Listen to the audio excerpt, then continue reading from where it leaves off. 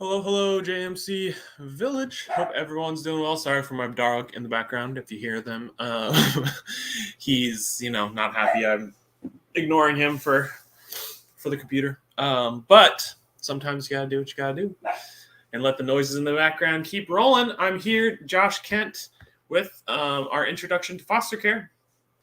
Every second and fourth Wednesday of the month, JMC likes to be available for anyone who is curious about foster care, curious about JMC, wants to ask questions. Just come on here live to answer those questions. And if you have any of them, just send them our way. The comments come up for me on the screen. I can see who's commenting and answer your questions directly. It's also a platform where we can actually guide you through kind of the orientation and the start of becoming a foster parent. If this is the best time for you and this is easy, this is a great way to just automatically start your process and get you rolling. And I can answer any questions. It can be as long or as short as people need who are on here.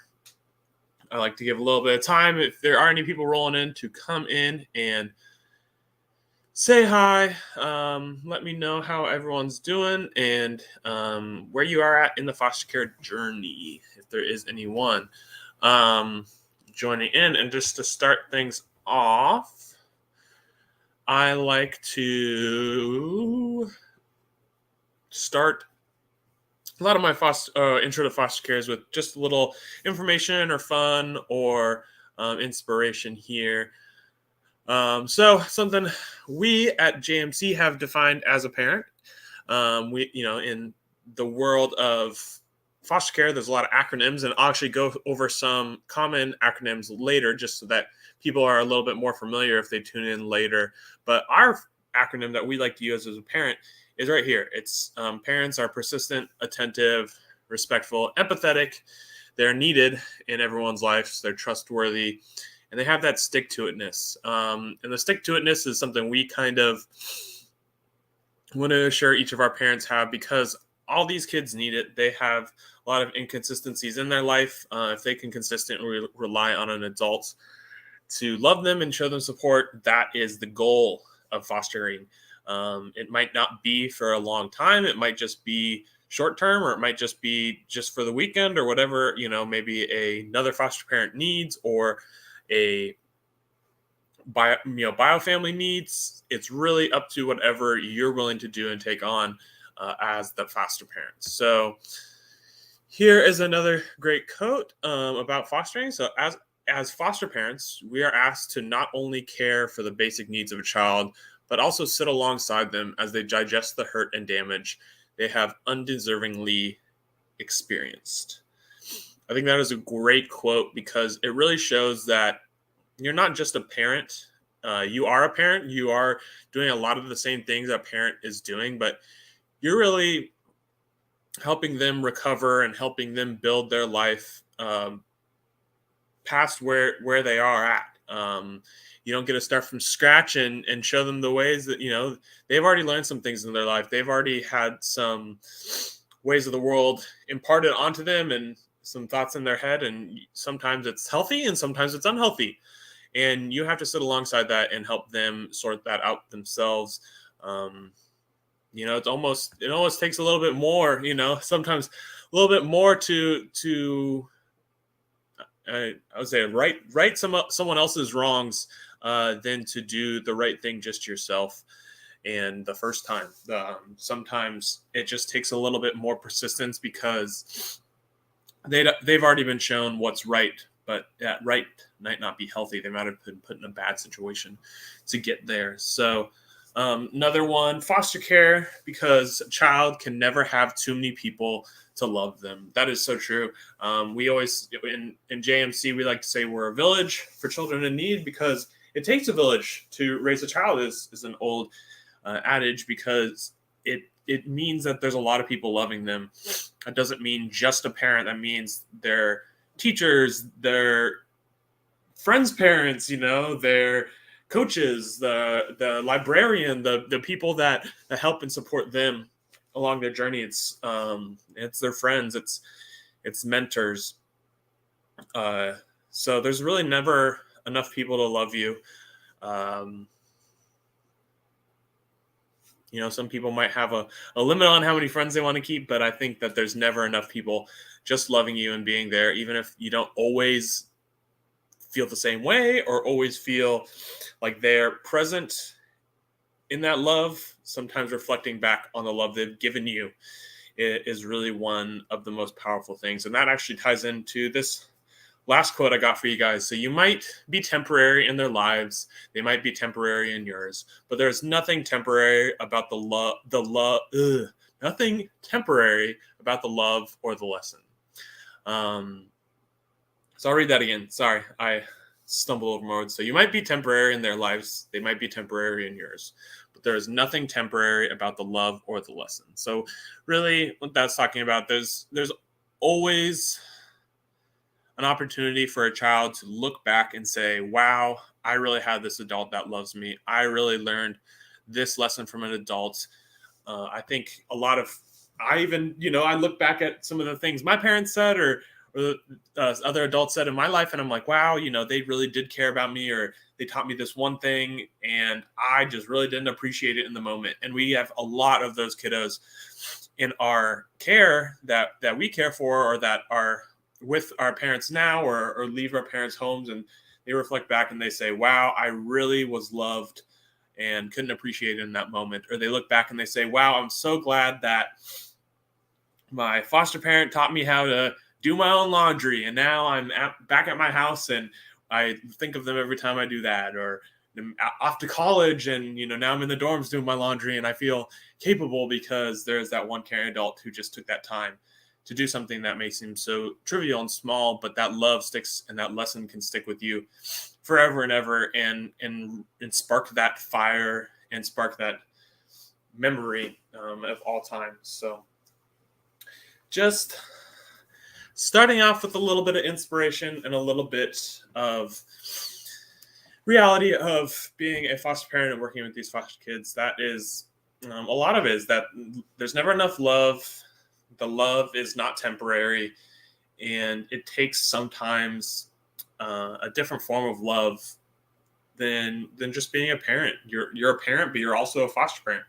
So you're there helping a foster kid process their grief and their loss of their family, or even if it's temporary or long term.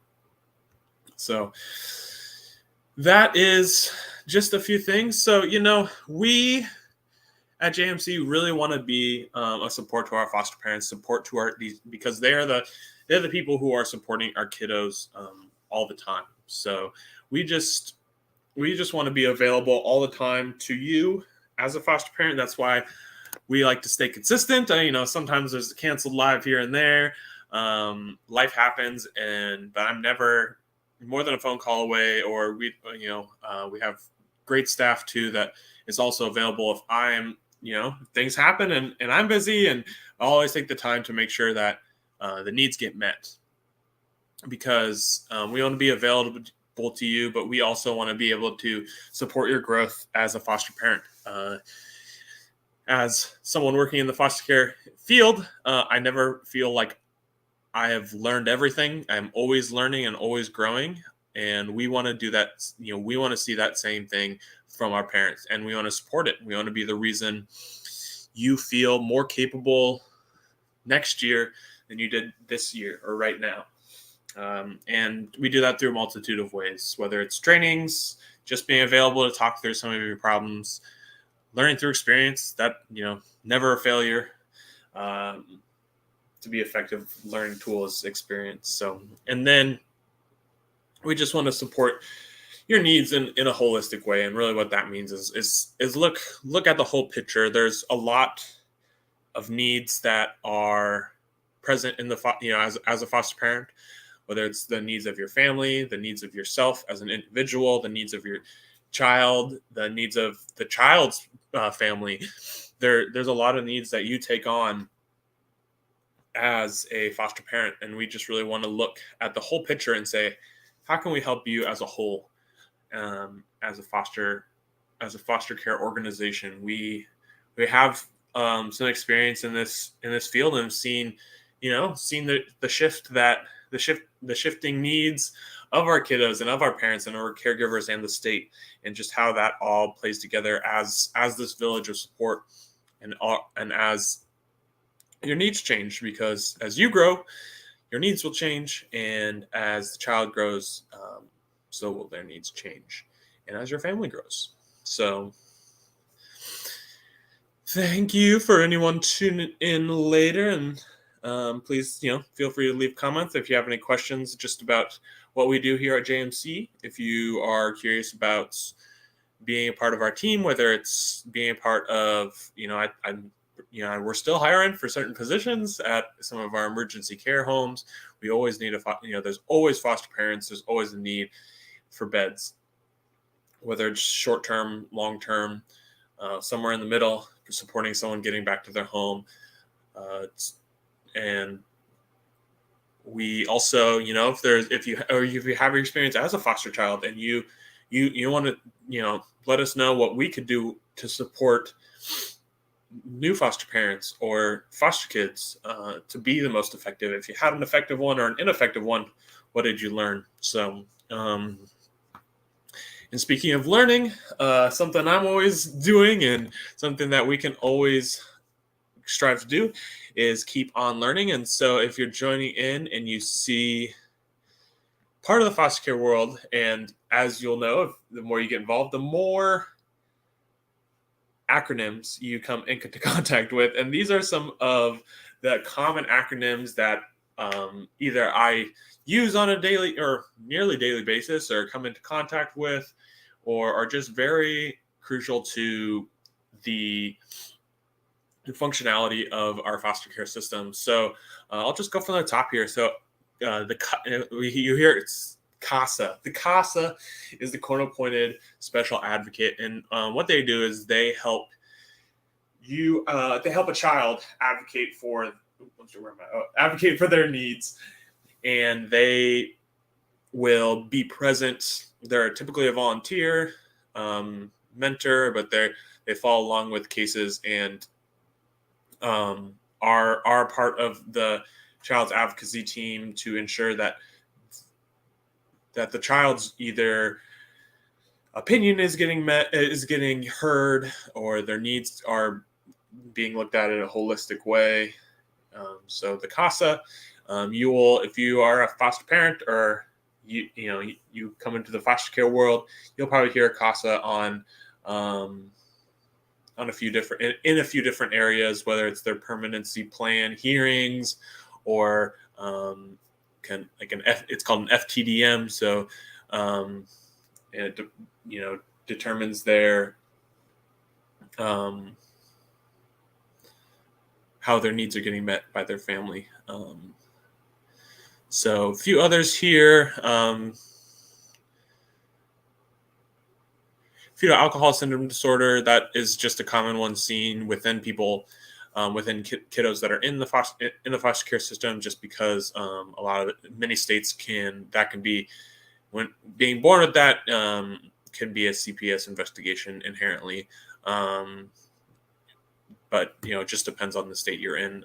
I'm not sure about Washington. I'll have to double check. But Family Medical Leave Act, so something FMLA, you might be familiar if you're a mama, but it also applies to new placements in your house. So you can get family medical leave if you get a new placement and you need to get them acquainted to your house. So FTT, failure to thrive, that could be either in a home or in a foster care, in their home or a foster home, and that can usually be a trigger for moving them to a new place. Guardian ad litem, it is someone who is appointed as the guardian to make the decision for the child. Usually when they don't have a guardian that sees for their needs, they follow along someone within their whole case of when they're in care. ICWA, or the Indian Child Welfare Act, just assures that each of our Native Indigenous children are treated fairly, and as except each tribe is their own nation and has um, their own advocates within them, their own kind of CPS workers. Then and that children are placed in the tribe first, and then last I'm going to go down to the last one because that one's really important. Termination of parental rights. So TPR comes up when a parent still has the rights to a child, but the court has decided that they no longer can retain those rights, and they're going to terminate those rights, making the child legally free, and then responsible for by the state, and then available to adopt as well. So TPR, if you're looking to adopt, or your kiddo's going through the termination process, could be really tough because there's a lot of rubbing back and forth between the parents, the court, and so it's a tough thing to process for a lot of kiddos. So just a little learning for y'all. If you want to learn more about us, jmc.com, please visit us. Always changing. We always hope to get new things on there. We have a newsletter that goes out to inform you about things in the child welfare system, about things going on JMC. Check us out. Also, feel free to shoot us an email if you're interested in fostering, fosters@jmckids.com, or shoot us a call. This one is our main office line. Typically will ring to me. I help do the licensing and managing of the child placement agency. And if you just want to talk to me, you're like, hey, that Josh guy seemed kind of cool, and I had a specific question about something you said, or if I got something wrong and you want to let me know, I'm game to learn. I'm still learning and might not get everything correct. There's my phone number. Call, text, or shoot me an email. But thanks for everyone. Please comment if you have anything after the fact to say. We'd love to hear from you.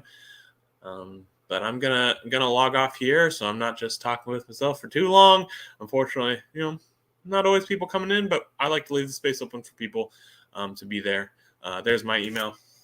Let me know. I'm gonna go see, my dog's behaving, or if he's still barking, or don't hear him. So hopefully it's all good. But thanks everyone for joining, and please let us know if you have any questions.